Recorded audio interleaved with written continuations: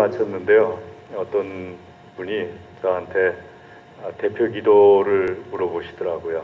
지난주에 한 거 이번 주에 또 해도 되는 거냐고 물어보시길래 대표 기도는 지난주에 한 거 이번 주에 그대로 해도 된다고. 그리고 특별히 대표 기도를 하실 때는 주보에 있는 요 내용들, 여기 우리의 간절한 기도 있지 않습니까? 요 내용이 꼭 들어가게 하면 좋다고. 그리고 나머지 부분들은 가령 이런 게 있을 수 있어요. 내가 한 주간 동안에 어떤 것을 깨달았다든지 느꼈다든지, 근데 그게 꼭 객관적이지 않을 수가 있어요. 그래서 내가 깨닫고 느꼈더라도 대표 기도를 할 때는 내가 깨닫고 느낀 것에 대해서 한번 이렇게 생각을 해보고 이것을 모두가 다 인정할 것인가, 이렇게 한번 생각해보고 하시는 게 좋은데,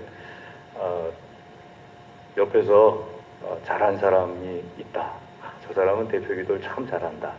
그러면은 그 사람 거 좀 달라고 그래가지고 그걸 갖고서 해도 된다고. 대표 기도는 여러분 왜 우리 책 있지 않습니까?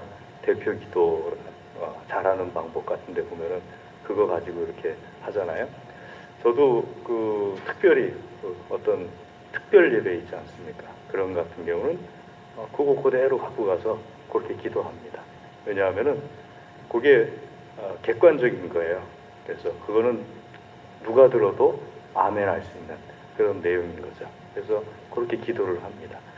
그래서 제가 그분한테 오늘 말씀을 드리면서 대표 기도를 많이들 어렵게 생각하시는데 어떻게 보면은 대표 기도가 제일 쉽다고.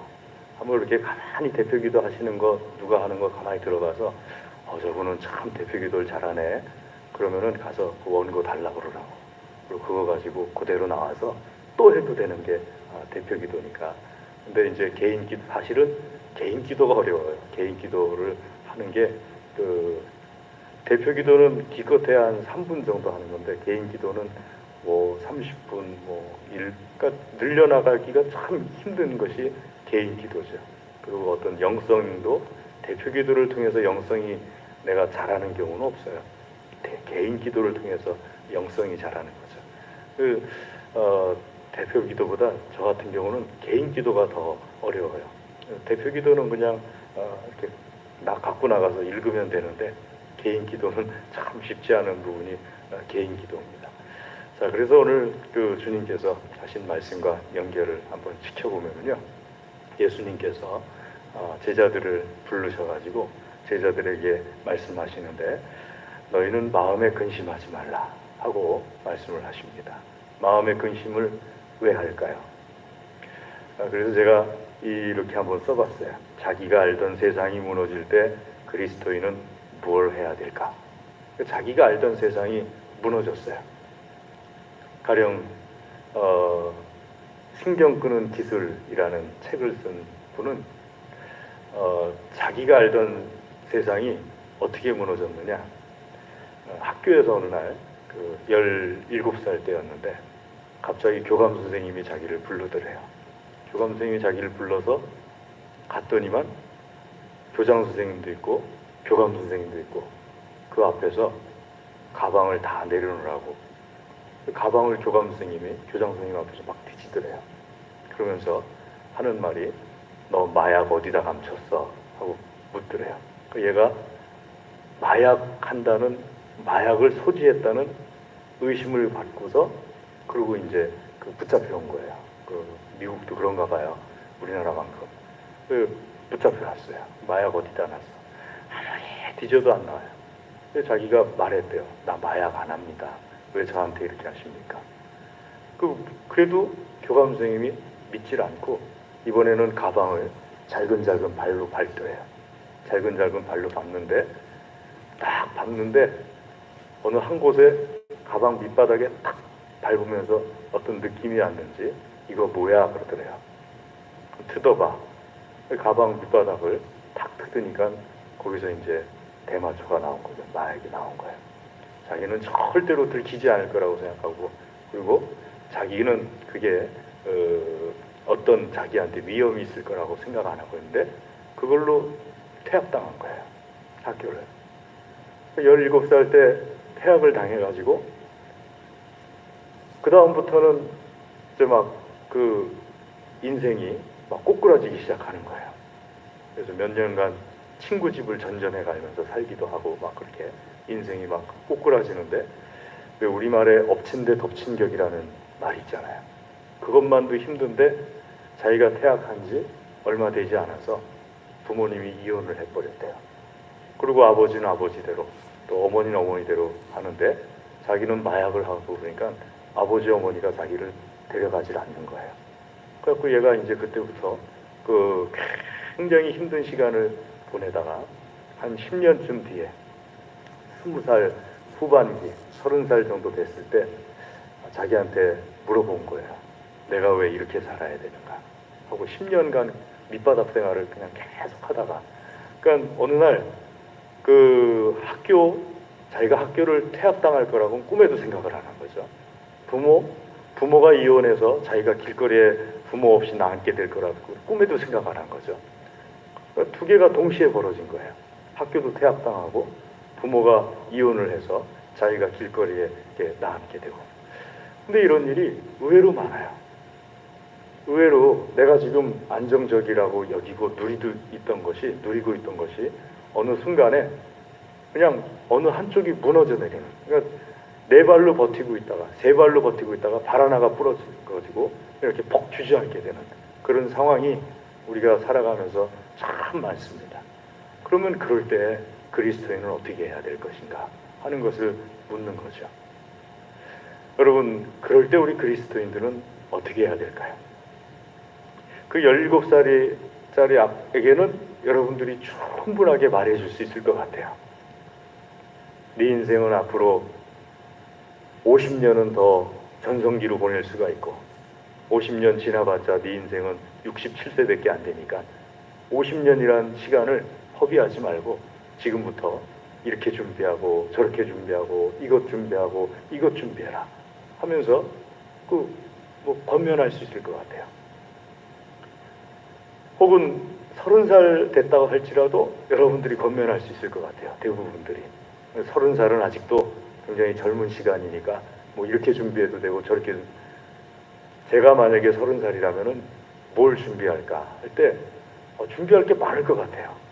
왜냐하면 겨우 30살 때 저는 전임 전도사 이제 막 발을 들여놓는 그런 시기였으니까 그때는 참 준비할 게 많을 것 같아요. 지금 만약에 그때로 돌아가게 된다면은.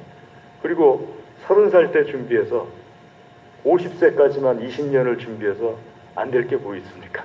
제가 저희 주변에 있는 아이들에게 말하기를 뭐 공무원 시험 본다고 그러고 뭐 교사 시험 본다고 그러고 또 무슨 취직 시험 본다고 그러면은 야 5년 준비해서 안 될 거 없으니까 5년 준비한다고 생각하고 여러분도 한번 생각해 보세요. 5년 준비해서 안 될 게 뭐가 있겠어요? 지금부터 5년 준비해서 5년 정도 준비하면 웬만한 건 다 준비할 수가 있거든요. 30살 정도 되면은 그때부터 시작하면 웬만한 건 다 할 수 있거든요. 근데 17살 때 뭐가 무섭겠어요? 17살 때 학교에서 쫓겨났다고 해서 무섭겠어요? 부모님이 이혼했다고 해서 무섭겠어요? 부모님이 나를 안 데리고 산다고 해서 무섭겠어요? 근데 막상 그때는 17살에게는 앞이 깜깜한 거죠. 30살짜리에게는 앞이 깜깜한 거죠. 우리는 거기에 대해서 그건 하나도 깜깜할 일이 아니야 하고 말해줄 수 있지만 막상 겪고 있는 사람에게는 앞이 깜깜한 거죠. 개중에는 주변의 조언을 듣고서 이 신경 끄기의 기술이라는 책을 쓴 사람처럼 자기가 지금부터라도 늦지 않았어 라는 생각을 가지고 하나하나 차근차근 뭐 앞으로 5년 준비해서 안 되면 10년 하지 뭐 까짓 거 이런 마음을 가지고 하나하나 차근차근 해나가가지고 이렇게 자리 잡게 되는 사람도 있을 수 있죠. 제 선배는 2년 교회 선배인데요. 경기대학을 나와가지고 경기대학 나와서는 안 되겠다는 생각이 들었는지 성균관대학교 행정학과를 편입을 하더라고요. 성균관대학교 행정학과를 편입한 다음에 졸업할 때쯤 돼서는 자기 아버지를, 우리 교회 집사님을 찾아가셔가지고 내게 물려줄 재산을 미리 주십시오. 유산을. 아버지. 근데 이분이 둘째 아들이었어요. 아들 셋인데. 아들 셋인데 둘째 아들이 와가지고 내게 물려줄 유산을 미리 달라고. 좀 당돌하긴 한데 유산을 미리 줬어요. 그걸 가지고서 어느 날 배낭 하나 탁 메고서 독일로 가버리더라고요. 그 학교에 들어가가지고 거기서 공부를 해서 행정학 박사과정까지 마치더니만 들어와서 지금 교수 노릇이란다. 교수는 노릇이 아니죠. 죄송합니다. 교수님을 하고 계시는 분이 계시는데 어떻게 그 나이에 그걸 생각할 수가 있었을까요? 내가 앞으로 계획을 이렇게 세워야겠다 하고서 첫 단추는 내 마음에 들지 않았지만 두 번째 단추부터는 내가 내 마음에 들지 않게 하진 않겠다. 이런 마음을 가지고서 그냥 이렇게 그 자기 인생을 바꿔나가더라고요. 그래서 제가 생각할 때 그런 분들이 흔치 않지만 그런 절망적인 상황 가운데서도 누군가 어떤 조언을 해주면은 그걸 잊어먹질 않고 마음에 새기고, 마음에 새긴다는 우리 성경에서 많이 듣죠.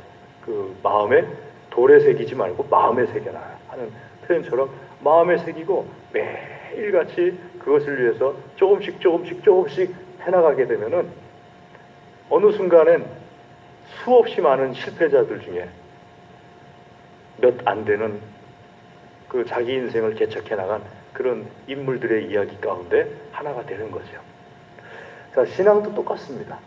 여러분 신앙생활도 마찬가지예요. 오늘 제자들에게 예수님께서 말씀하신 십자가의 길에 대해서 말씀하시니까 제자들이 그 전까지는 이해를 못하다가 이제 슬슬 이해하기 시작했어요. 제자들이 혼란스러워하니까 예수님 말씀하시기를 너희는 마음에 근심하지 말라. 하나님을 믿으니 또 나를 믿으라 하면서 예수님을 믿어야 되는 것에 대해서 말씀을 하고 계십니다. 그러니까 절망적이에요. 이 제자들이 보통 사람들이 아니잖아요. 예수님 믿는 믿음을 가지고 집도 팔았죠. 전 재산 팔았죠. 가족들 다 버렸죠. 그리고 3년 6개월 동안에 예수님 곁을 이렇게 따라다닌 사람들 아니에요. 3년 6개월 동안 예수님 곁을 따라다닐 때 어떤 기대하고 그런 것이 있어서 예수님 곁을 따라다녔는데 예수님이 어느 날 나 이제 간다 그러고 혼자서 십자가에 못 박혀 죽어서 나는 이 세상에서 사라질 거다. 청천벽력이죠. 청천벽력. 우리보다 제자들이 훨씬 열악한 환경 가운데서 믿었어요. 우리는 그래도 성경을 읽고 부활에 대해서 믿지 않습니까? 제자들은 부활에 대한 믿음도 없어요. 부활을 경험해 보지도 않았어요. 자, 부활 전의 사람들이에요. 우리는 부활 후의 사람들이고요. 그 부활 후의 사람들보다 부활 전의 사람들이 예수님 믿기가 더 불리한 거예요. 우린 그래도 부활 사건을 체험하고 성경을 읽으면서 부활에 대한 믿음을 갖는데 이분들은 부활이 뭔지 상상도 안 가는 거예요. 그뿐입니까? 이 제자들은요, 십자가가 구원의 길이라는 것도 몰라요. 우리는 십자가 그러면은 십자가가 패배다라는 생각을 우리 기독교인들은 요만큼도 하질 않아요. 십자가를 상징으로 내걸긴 하지만은 십자가가 어떤 패배의 상징이라고 기독교인 중에 생각하는 사람이 있습니까? 그분 신앙이 이상한 거예요. 십자가가 패배라고 생각한다면. 십자가를 통해서 우리를 구원해 주셨기 때문에 십자가가 우리의 상징인 거예요. 할렐루야. 근데 제자들은요, 십자가 체험도 없어요. 십자가 전의 사람들이에요. 십자가 말만 듣고 있는 거예요. 우리는 십자가 형벌을 본 적 없잖아요. 제자들은 봤어요. 십자가 형벌이 어떤 건지. 그 잔인하고 그 괴로운 그것 봤어요. 제가 어릴 적에 영화 중에 스팔타커스라는 영화가 있었습니다. 미국 사람인지 어느 나라 사람인지 모르는데 여기 이렇게 패인 사람이 있어요. 미국 그 외국 배우 중에 여기 이렇게 패인 사람, 그 턱이 이렇게 가운데가 이렇게 그 보조개처럼 쑥 들어간 사람이 스팔타커스 역할을 했어요. 근데 그 사람이 맨 마지막에 십자가에 박혀서 죽는 거예요. 그리고 그냥 길에 사람들이 다 십자가에 밟혀가지고 노예들이 쫙 늘어서 있는 그 장면이 저는 지금도 기억이 나요. 그 영화를 볼 때. 그러니까는 그 장면을 딱 보니까는 내가 생각하던 십자가가 아니에요.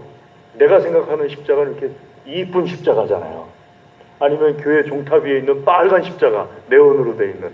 그런데 그 영화에 나오는 십자가 보게 되니까 아주 잔인하고 괴로운 노예들이 매달리는 십자가인 거예요. 그걸 나는 영화로 봤지만 제자들은 현실 속에서 보고 있어요. 그러니 십자가를 예수님께서 지겠다고 그럴 때 얼마나 암담했겠어요. 그 십자가를 예수님이 진다고 하니까는요. 그뿐입니까? 승천 사건을 본 적도 없어요. 예수님 부활 승천하시는 그 사건, 우리는 성경을 통해서 부활 승천하는 것에 대해서 알고 있죠. 요즘은 참 시대가 좋아요. 그제 TV를 잠깐 보는데 저도 예전에 책에서 본 적이 있는데 미국에서요 공간이동 실험을 했대요. 그러니까 여기 있다가 저쪽으로 보내버리는 그런 실험을 했고, 실제로 실험에 참가했던 사람들이 공간이동 실험을 통해서 뭔가 보고 온 것들을 얘기를 하는 경우가 있대요. 와, 승천 사건은 그거에 비하면 얼마나 쉬워요.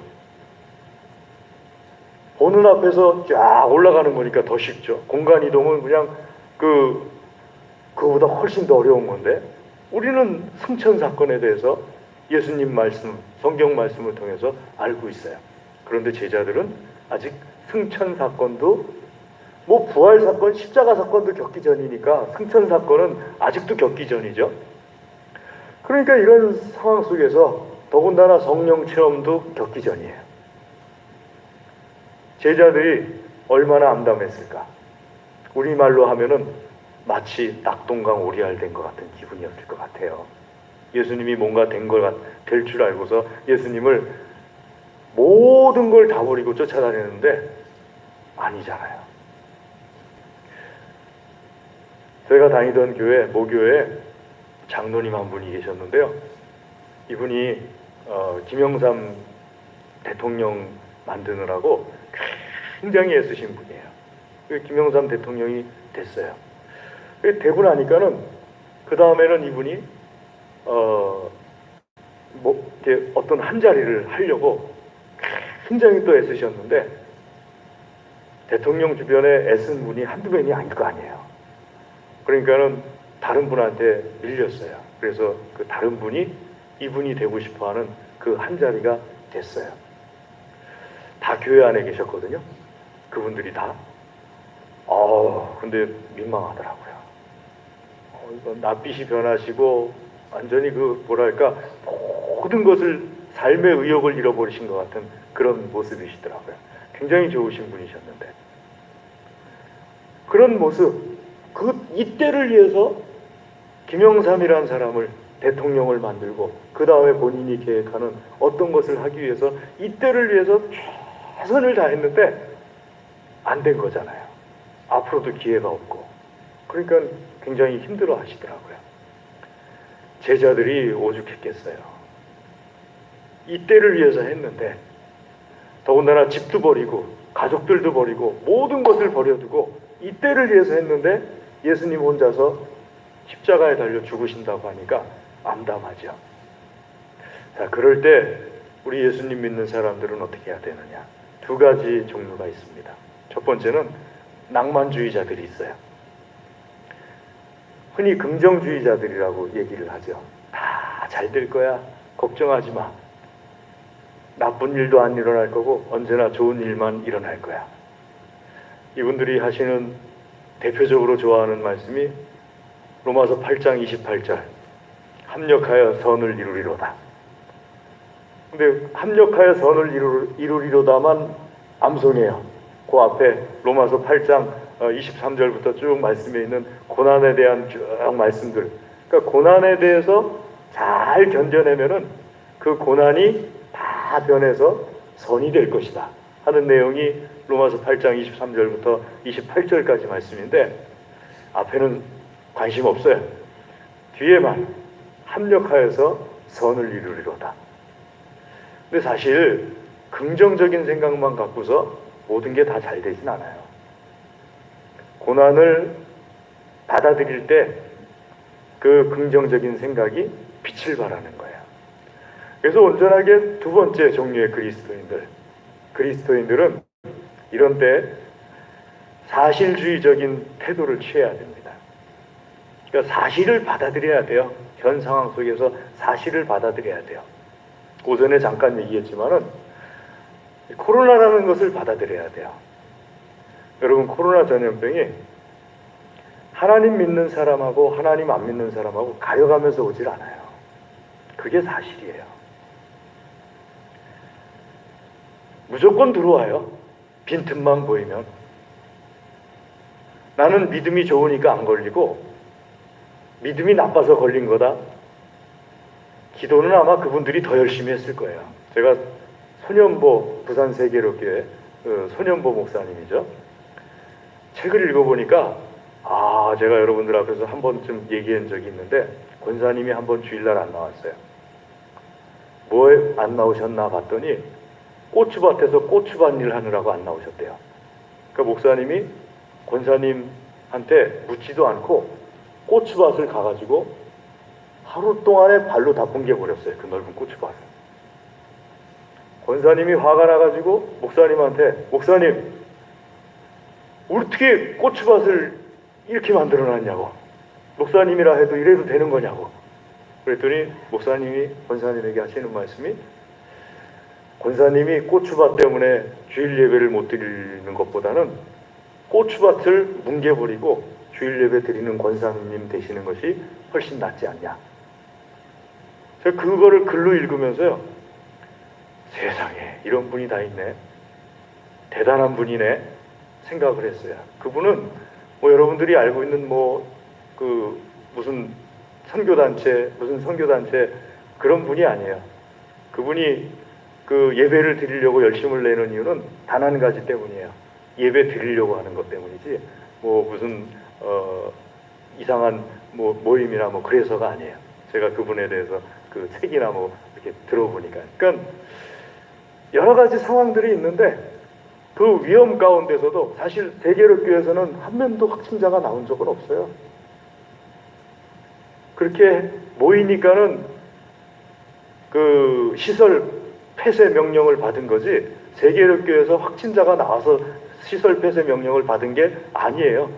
그 모이는 그 규칙을, 정부에서 정한 규칙을 지키지 않고 모이니까, 규칙을 지키지 않고 모였다는 것은 10%만 모여야 되는데 거리 두기를 두고서 2m, 3m 정도 두고서 교인들에게 순환적으로 나와서 예배 드릴 수 있게끔, 그것 때문에 시설 폐쇄. 그러니까 시설 폐쇄를 받았다고 해서 이분이 비현실적인 분이다. 다른 분들하고는 틀려요. 다른 분들은 기도할 때 우리는 열심히 기도하니까 코로나가 감염되지 않을 거다. 이건 비현실적인 거예요. 사실주의적이라는 것은 뭐냐면요, 코로나에 우리도 감염될 수 있다라는 걸 받아들이는 거예요. 그리고 이제는 우리가 다 어느 정도 알잖아요. 어떻게 하면 코로나에 감염되지 않는다는 거. 마스크 서로 쓰고서 2m 거리 지키고 마스크를 서로 쓰고 만나서 대화를 하면은 코로나 감염되는 확률이 1%도 안 된대요. 그러면 마스크만 쓰고 서로 간에 2m 이상 거리 두고 그리고 예배를 드리면은 실제로 그런 것이 많이 밝혀졌잖아요. 수원 침례교회 같은 경우에 확진자가 들어왔는데 1000명 이상이 모여서 예배를 드렸어도 한 명에도 전파가 안 됐잖아요. 그 이유가 마스크를 쓰고서 거리두기 딱딱하고 그렇게 예배를 드렸더니 아무에게도 전파가 되지 않았잖아요. 그러니까 사실주의라는 거는 바로 그런 거예요. 사실주의라는 거는 코로나 전염병이 위험하다는 것을 인정하는 거예요. 기도 많이 하는 사람에게는 코로나 전염병이 안 걸린다. 이거 잘못된 생각이에요. 기도를 많이 하든 신앙생활을 못하든 코로나 전염병은 그 촉수를 가져다가 이렇게 대가지고 기도 많이 하네 이렇게 비켜가고, 이렇게 대가지고 기도 잘 안 하네 그럼 쑥 들어오고, 그런 게 아니에요. 코로나 전염병은 촉수를 댈 수 있으면 다 들어와요. 촉수를 댈 수 없으니까 못 들어오는 거지. 그러니까 그게 사실주의예요. 신앙이에요. 현실을 인정하는 거예요. 우리가 지금 어떤 시대를 갖고 있다는 것을 인정을 하는 거예요. 그러면서 그 가운데서도 하나님에 대한 사실도 믿는 거예요. 현실적으로 이 세상에 돌아가는 모든 현상들을 이게 사실이다 그러면은 그냥 피하는 것이 아니고 인정한 다음에 그 가운데서 하나님 믿는 내가 하나님에 대한 믿음을 지켜나가는 것. 자, 하나님에 대한 믿음을 지키는데 어떤 믿음이에요? 첫 번째, 우리가 알아야 될 것이 무슨 믿음입니까? 부활에 대한 믿음이잖아요. 제자들은 몰랐지만 우리는 알잖아요. 십자가에 대한 믿음이잖아요. 승천에 대한 믿음이고요. 재림에 대한 믿음이잖아요. 아멘. 그러니까 이 믿음을 지키는 거예요. 이 세상 속에서 이 세상의 코로나 상황이다. 이 세상의 사실도 인정하고 그런 속에서 내 믿음이 흐트러지지 않도록 지키는 거죠. 그리고 오늘 예수님께서 한 가지를 더 제시를 해요. 거처를 예비해 두겠다 하고서 2절 뒤에 보시면은 너희를 위하여 거처를 예비하러 가노니. 거처를 예비하러 간다. 어떤 거처일까요? 어떻게 생겼을까요? 알지 못하죠. 우리가 기껏 상상해봤자 제가 어릴 적에는 동네 맨션 아파트가 한 군데밖에 없었어요. 그래가지고 맨션 아파트에 가면은 엘리베이터라는 것이 있어서 엘리베이터를 타고서 올라갔다 내려갔다 재미가 그게 쏠쏠해요. 맨션 아파트 타고 어린 시절에 엘리베이터 타고 올라갔다 그때는 뭐 못하게 하는 게 없었어요. 올라갔다 내려갔다 했는데 어느 날 교회 나가서 하나님의 나라에 거처할 곳이 많다 하니까는 제 머릿속에 맨션 아파트구나 하는 생각이 확 들어오더라고요. 엄청나게 많은 거처가 지어져 있는 거구나 하고 생각이 확 들어오더라고요. 그래서 시골에 있는 제 사촌한테 걔도 예수님을 믿길래 하나님 나라에 거처할 곳이 많대. 그랬더니 걔는 뭐라 그러면 99칸 집이야 그러더라고요. 걔는 맨션을 본 적이 없거든요. 그러니까 99칸 구중대궐 같은 집이야 그러더라고요. 그래서 제가 쉬어봤더니 99칸 갖고는 좀 감당하기 힘들 것 같은데 그래도 맨션이어도 감당이 되지 않을까? 지금은 제 생각이 바뀌었어요. 또 하나님 나라에 거처할 곳이 많도다. 예수님께서 거처할 곳을 준비하셨다 할 때 제 생각 가운데는 시간 공간을 싹 지워버렸어요. 무제한으로 예수님 믿는 사람들을 위해서 이 한 군데 안에도 여기 있는 모든 사람들을 다 집어넣고도 남게 만드는 그런 기술 예수님에게 없겠어요? 당연히 있겠죠. 요만한 점 안에도 하나님이시라면 우리의 모든 것을 다 집어넣고도 널널하게 남겨두실 수 있을 거예요. 굳이 우주 밖에서 망원경 갖고 찾지 않아도 돼요. 하나님이시라면 그렇게 하실 수 있어요. 그것을 준비하시는 예수님, 나의 것을 준비하시는 예수님에 대해서 이 사실을 사실로 믿어야죠. 그러니까 우리가 예수님께서 거처할 것을 준비하러 간다. 예비한다는 말이 준비한다는 뜻입니다. 준비하러 간다 할 때 나는 어디쯤 있을까? 내 집은 어느 곳일까? 내가 가지고 있는 생각, 상상력의 한계 안에서 내가 가지고 있는 집을 예수님께서 준비하시는 집을 상상할 수밖에 없는데 제가 지금 말한 요만한 점 안에도 다 집어넣을 수 있다는 것도 이것도 언젠간 깨질 것 같아요. 이것도 사람이 생각할 수 있는 한계 안에서 생각하는 거니까요. 분명한 사실은 예수님께서 나를 위해서 준비하시고 계셨다 하는 사실이에요. 아멘. 때문에 우리 예수님 믿는 사람은요, 삶 가운데서 내가 알고 의지하던 세상이 무너진다 할지라도 내가 알고 있던 세상이 무너졌다 해서 내 생활이 멈춰버리면 안 됩니다. 기독교인은 기본적으로 신앙생활 아닙니까? 교회 안에서도 신앙생활이지만 교회 밖에서도 신앙생활이잖아요. 내가 그렇게 좋아했던 사람이 나를 떠나갔다 해가지고 내 일반 삶이 무너지면 안 됩니다. 내가 그렇게 기댔던 직장이 나를 떠났다 해도 내 일반 삶이 무너지면 안 돼요. 거기에서 무엇을 할 것인가? 하나님 도움을 받아서 내가 어떻게 할 것인가? 최선을 다해서 내 삶 모든 것 하나하나를 내가 알고 있는 그 위대한 예수 그리스도의 진리를 드러낼 수 있는 삶의 방편으로 삼는 것을 멈추면 안 됩니다. 목사님, 내가 요즘 너무 충격을 많이 받았잖아요. 내가 요즘 이렇게 할 만도 하잖아요. 예, 충격을 많이 받고 그렇게 할 만도 하면 그렇게 해도 돼요. 그런다고 해서 하나님께서 너 왜 그러니 하면서 하나님이 나에 대해서 어떤 것을 거두어 가시진 않아요. 그러나 하나님을 기쁘시게 해드리길 원한다면요, 나를 구원해 주신 나의 아버지 하나님을 기쁘게 해드리기를 원한다면은 내 일상이 어떤 충격에서도 흔들리지 말아야 돼요.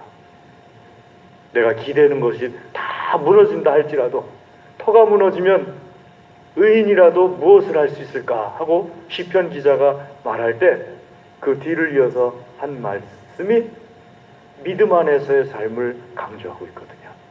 터가 무너진다 할지라도. 여러분, 터가 무너지면 내가 뭘 할 수 있을까요? 아무것도 할 수 없지만 하나님의 사람들은요, 자기가 터를 무너뜨리고 하나님을 따라 나온 사람들이 하나님의 사람들로서 빛을 드러내는 거예요. 아브라함, 터가 무너져서 나온 게 아니에요. 자기가 터를 무너뜨리고 하나님을 따라 나온 사람이에요.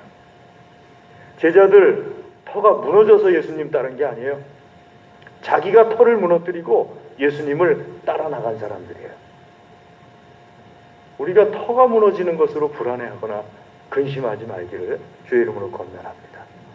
오히려 하나님 따르는 사람들은요, 터가 무너질 때 거기서 더 뭔가가 하나님께서 열어주시는 세계를 발견할 수 있는 거니까요. 오늘 이 1절부터 3절까지 말씀을 쭉 나누시면서 거처를 나를 위해서 준비하시는 우리 예수님, 내가 터가 무너진다 할지라도 예수님에 대한 믿음이 흔들리지 않기를 주의 이름으로 권면합니다. 기도하겠습니다. 하나님 아버지,